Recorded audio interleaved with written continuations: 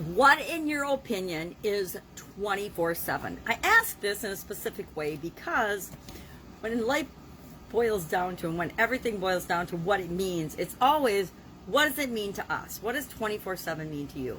This is an interesting idiom. It comes from actually Sports Illustrated. In 1983, they were doing an interview with Jerry Reynolds, who was a basketball player. I don't even know who he played for, but he was describing his jump shot, and he explained or went on to say something about his jump shot was 24/7, meaning continuously he was able to score a basket, making his jump shot all the time, continuously, round the clock, without a break, night and day, whenever he made a shot, nonstop, uninterruptedly. So there are all different ways of saying 24/7.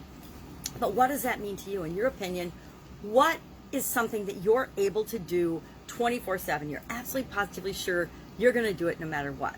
The other way I look at this particular idiom and expression is businesses and companies use it as a way to describe whether they're open. Then it became 24/7, 365, meaning that they were always open. We had a business when I was younger that was open 365 days a year. It wasn't open 24 hours a day because legally it could only be open a certain number of hours, but it was open every day of the year, 365 days a year, Christmas, New Year's, Easter, every single day, no matter what in that particular business. So we would say we were open 365 days a year, but not 24/7. The hours and then 365 days. So if something is ongoing 24/7, 365, that means it never stops. It's going every single day of the year. It's always happening.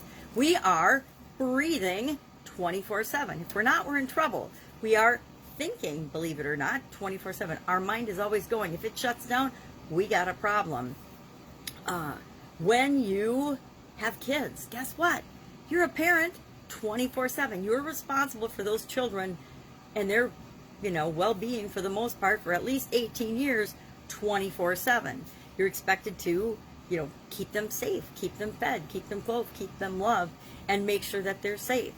Our relationships are 100% our responsibility. To me, 100% responsibility and 24/7 often go hand in hand, because once you start a business, if you own a business, in most, I don't know in other countries, but I know in the United States, and with respect to the IRS and to other government official bodies, you're expected, I'm thinking OSHA, I'm thinking all the different laws that apply to the different types of businesses that we have. You're expected to be 100% responsible for not only what you do, think, say, and cause to happen in that business, but every other person that works with your business, every other person that you employ, you're 100% responsible 24/7 for the things that they do, the things that they say and do.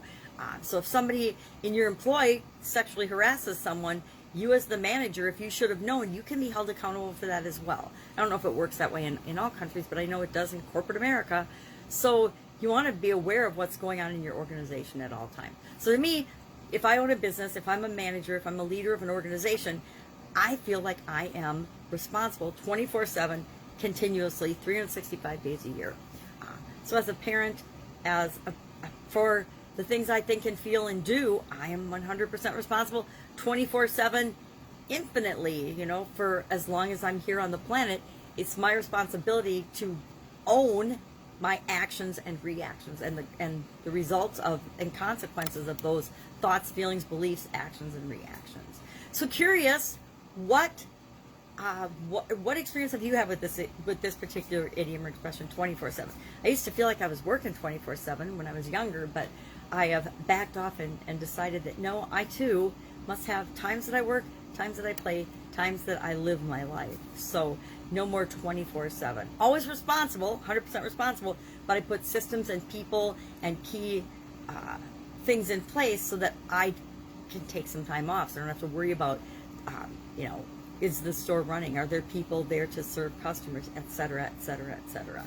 So share in the comments below your experience with this idiom, 24/7. Curious to see what you think. Again, if the first time it was published was 1983, for sure people were using it before then. I think there was an earlier version. Businesses early on would say 7/24, meaning they were available, or things were available all day long or all the time. But over time, and again, thanks to Jerry Reynolds, a basketball player, probably super famous, but I wouldn't know, for actually using it and giving us the current context. All right, have an awesome day. I will, of course, be with you tomorrow with another interesting idiom. What does it mean? Where does it come from? And how might you use it in your business, and maybe even in your life? If you need help supersizing and growing your business, just go ahead and direct message me below, and we'll see what we can do to help you. Have an amazing day, and I'll, of course, be with you tomorrow.